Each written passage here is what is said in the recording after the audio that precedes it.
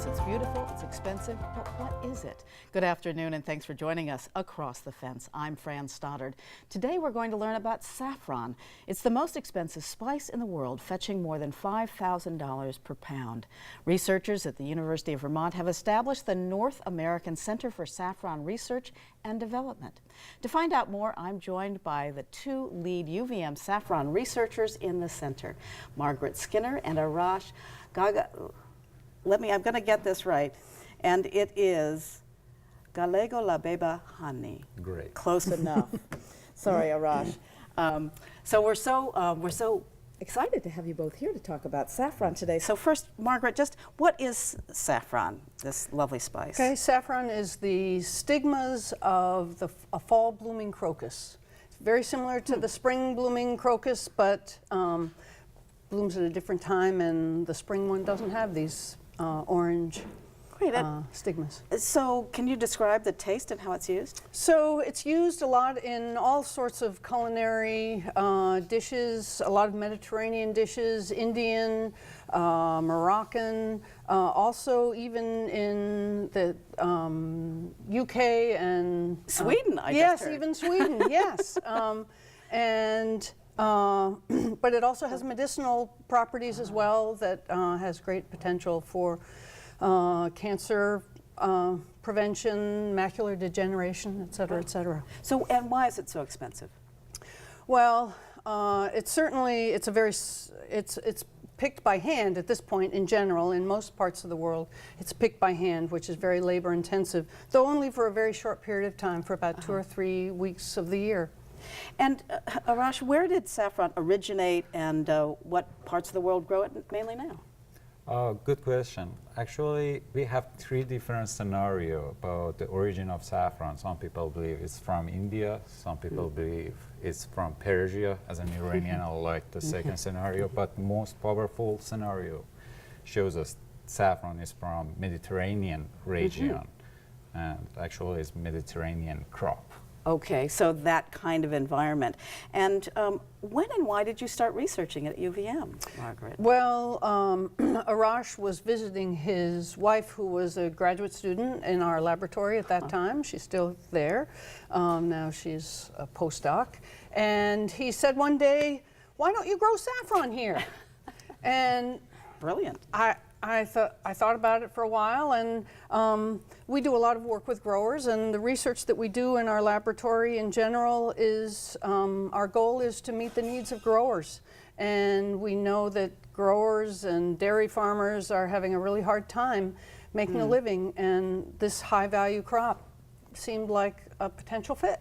And so you've since developed the North American Center for Saffron Research and Development. You hosted a conference here that drew people from all over the world. Let's take a look. Why is UVM the North American Center for Saffron Research and Development? When we are talking about saffron, we know that the United States imported 46 tons saffron in 2016, so there is market somewhere, but we have to show that market to growers, to small families.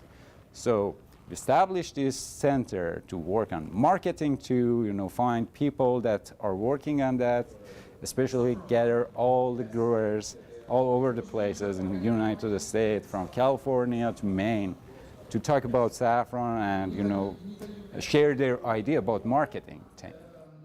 I couldn't find any center like that or information online for that, a little bit, but we could realize we need to centralize all those information in one place, and where is better than UVM, because UVM gave us this opportunity to have this center here, and we are so thankful for that. 15 grams. We are one of the larger growers here in the U.S. now. We just put in 43,000 corms in the fall. And so there's a lot we still have to learn along the way. So this community here in Vermont has been really great, because everybody's learning from each other and asking lots of questions, and so it's been very good. I think the University of Vermont started this research project a couple of years ago, and they're doing an amazing job, I think. And basically, it's we're looking, they're investigating is it feasible to grow saffron in the United States. And so far, it has been really promising and showing good results. And even in a colder states like Vermont, where it's really cold, it's proven that it's possible to grow saffron even here in these cold climates. I think the future for saffron is America is a big market for saffron. America is a big consumer of saffron worldwide. It's a big market also, and I think there's definitely space for US to grow more saffron, and it can be marketed here. We see a trend that people want to know where the food is coming from. They're more conscious with, on the food. So I really see the potential in a prosperous future. Also, of course, thanks to the effort from the UVM, like supporting this and creating this network of growers, starting with this new project. Saffron. The University of Vermont has started the North American Center for Saffron Research and Development. It's awesome, and we have two of the founders right here. So, Margaret, tell us what kind of research is going on at UVM for saffron growing? So one of the exciting things about our saffron research, really from the very beginning, was how interested growers were, not just in Vermont, but all over the country. And so growers started immediately asking lots of very basic questions. Can we grow it here? Can we grow it in Texas? Can we grow it in Vermont? Is it going to survive? And those were all basic questions that we had. What's the best way to grow it? What's the best way to dry it? And we've made a lot of progress. We know now that yes, you can grow it in Vermont even when it's very cold, and we've had a couple of very cold winters, and they've done just fine. Yes. Well, I was just going to get to how do you grow it, Arash? Just to get to that, but Okay. Saffron, as a fall blooming crocus, has a different life cycle. If you plant saffron corms, not bulbs, right. in late August or early September, they will produce flowers in 40-50 days. Wow. Yeah, in mid-October to mid-November is blooming season. Then we will have green leaves all over the winter, and when the weather gets warmer in spring, late spring or summer, the plants get dormant. So over the summer we don't have anything above the ground, but we have dormant corms under the ground. And in the next year, because saffron is a perennial crop, we'll produce flowers in October again, and we will have this life cycle for 3, 4, 5 years. It depends on climate, soil situation, and we will have it for a couple of years in the ground. So like other bulbs, it's creating more little bulbs Exactly. every year, but it's fall blooming. Yes. And what about snow? If it's green all winter, is that a problem? We love snow on the crop because the snow works like a layer of blanket around the plants and keep them warm. Here they are. No problem. They're beautiful. Yeah, I dug up this one yesterday. Just yesterday. Yes, and you see the green leaves. They got a little yellowish because I dug up yesterday, and they are producing baby corms or secondary corms for the next year. And they're production. getting ready to go dormant actually right now. Yes, This exactly. time of year. So how does this compare to saffron grown around the world, the saffron that you've grown here? Promising. The yield, Vermont yield was almost 2 times more than the yield in other saffron producing regions. So that was a good result, but we need to repeat and repeat to get sure that the results are reliable enough. You know, because we have different climate in different years, different weather in different years. And so Are there different qualities to this? I mean, I remember seeing the Middle East, seeing like huge baskets full of them, but it's very expensive. So is there some high quality and some lower quality? Good question. Vermont quality is acceptable.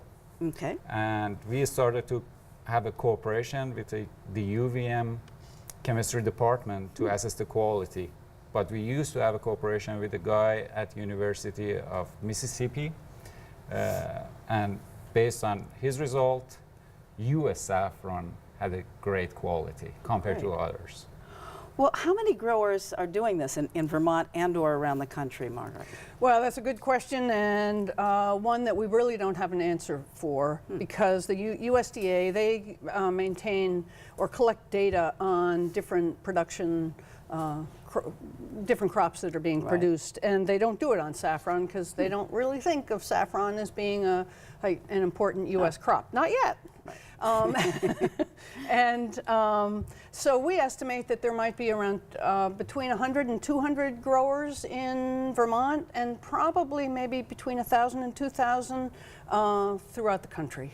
So what's the future of the crop? I mean, how will growers sell the product, and how much can they make? Yep. Well, very early on when we started doing the research, that growers said, well, how am I going to sell it now? And we said, first we got to figure out how to grow it, and then we'll figure out how to start selling it.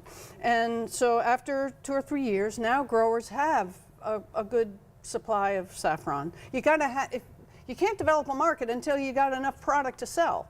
And so that's really starting to happen only now, when you consider that that woman in Oregon planted 43,000 corms. That's a lot of saffron. And so she recognizes she needs to develop markets. There are people in Vermont that are developing markets. They're going down to New York City and talking to high-end chefs or even locally.